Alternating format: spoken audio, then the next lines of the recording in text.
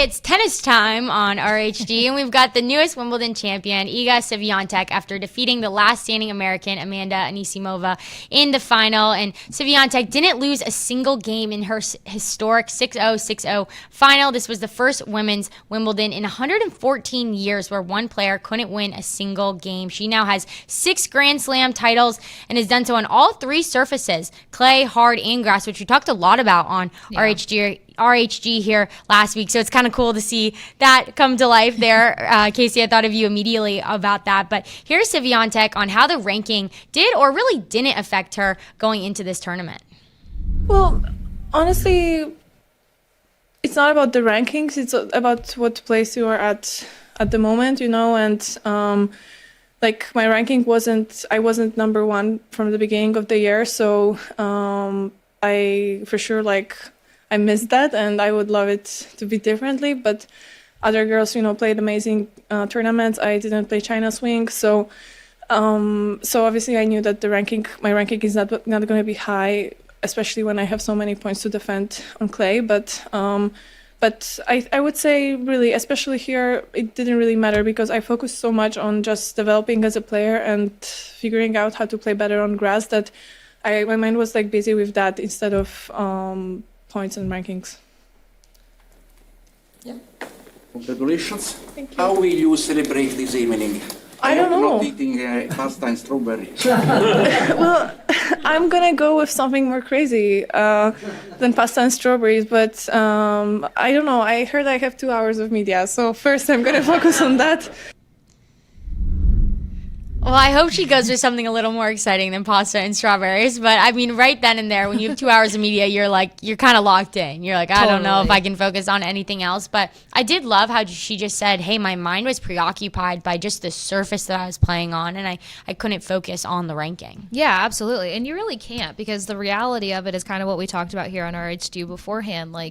You might be extremely dominant on clay courts, and depending on how many clay court or big title clay court matches you participate in, that can contribute to your ranking. But if you get so hung up on that, pay attention to the ranking heading into this season. After that, the more titles you get, then it's going to change your ranking. So the most important thing is the next match ahead and the surface that you need to make sure that you're disciplined on. I think I heard her say the word discipline. And something else that stood out in her match with Anisimova was just you have these players that are so composed, and we heard a lot of feedback throughout Wimbledon just about the conditions and how the heat was wilting the grass and how that was changing the speed of things, and powerful hitters were getting knocked out of the rankings.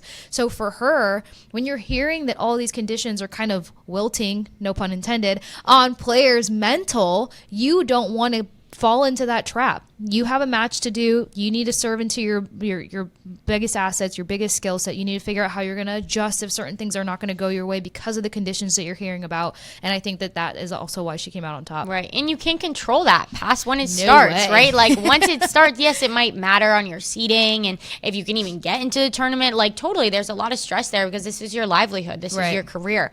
But once the tournament starts, all bets are off. You got to focus on how do I win and how do I improve throughout the tournament, which I love that she talked about as well. But here's Amanda Anisimova after the match. Yeah, I mean, she came out playing very, very well. So all the credit to her, and she was able to really play the game she wanted. I think from my side, I think I was a bit frozen there with my nerves, and maybe the last 2 weeks I got a bit tired or something. But yeah, I mean, she definitely made it difficult for me. So yeah, she's an unbelievable player, as I've said many times, and she deserves this win.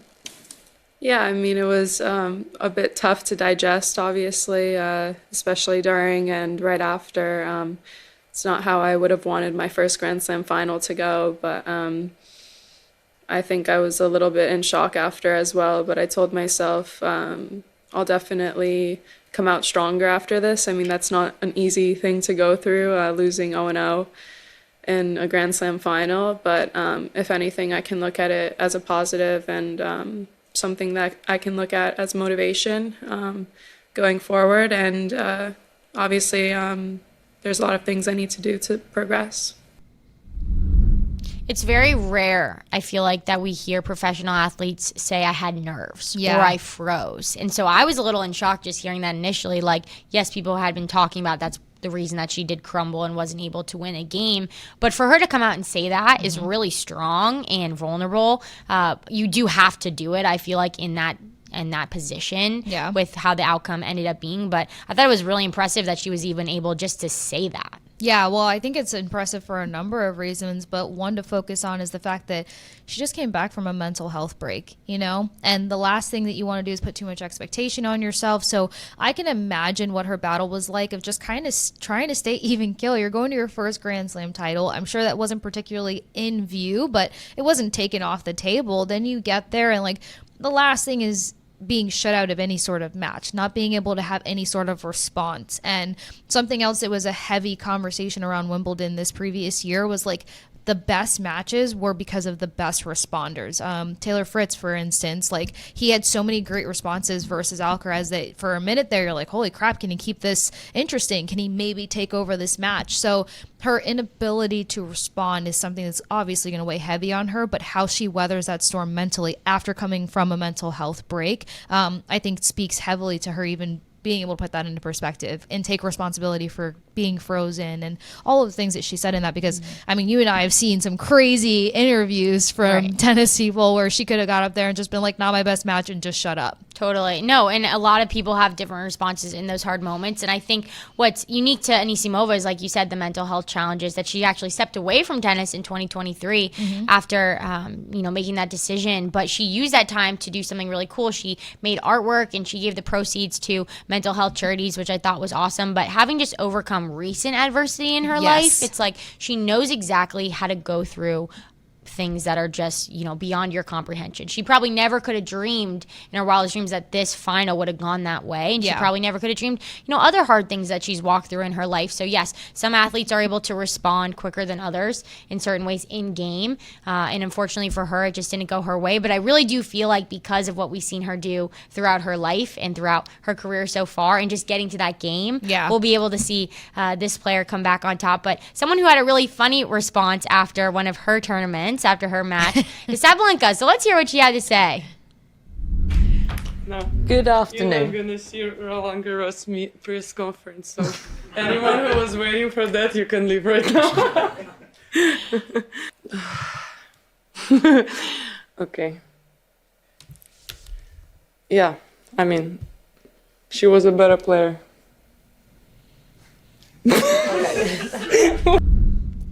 Hey, I love the smiles in a tough moment like that, because that's not always the response that we've seen from this specific player. So I think it's awesome. I think it's great learning. And it's not always going to be like that, right? But I think in hard moments like that, when you work for something that's your dream, and she talked about it in that press conference, like, I was working towards my dream. You get closer.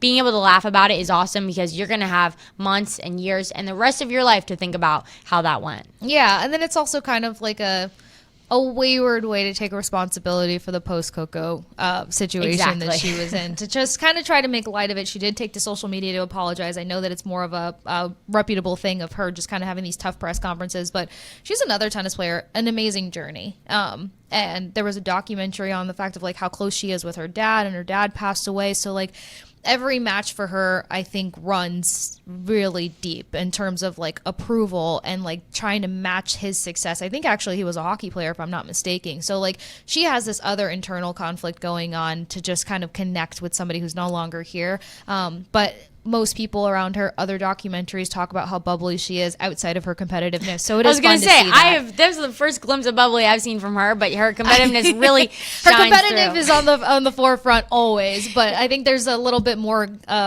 jazz in there. Definitely. I like seeing that. I saw it. But what else? Other things that we saw at Wimbledon was royalty. Princess Kate Middleton made an appearance. So here is a clip of her standing ovation that she received.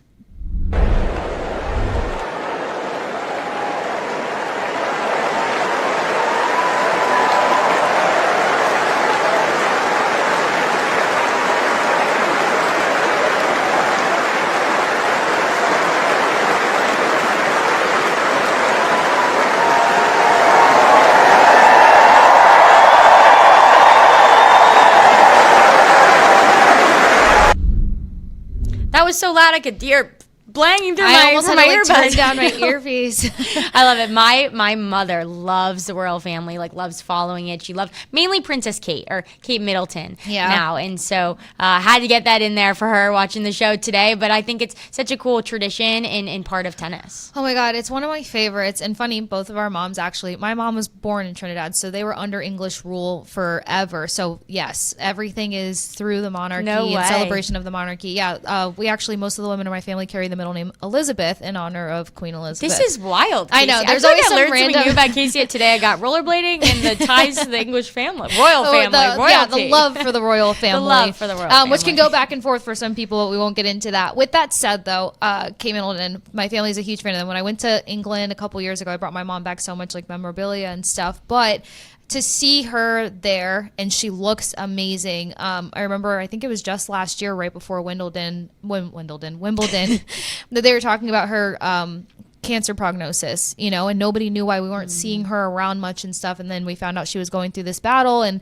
all of these things. So for her to be out there and just to look so great, I think that's just another layer to it on top of like, you love this moment with the royal family. Definitely. People definitely wanted to use that as an opportunity to honor her after going through her fight with cancer. So that was really special and fun to see. But congrats to the men's winner of Wimbledon, Sinner, as well.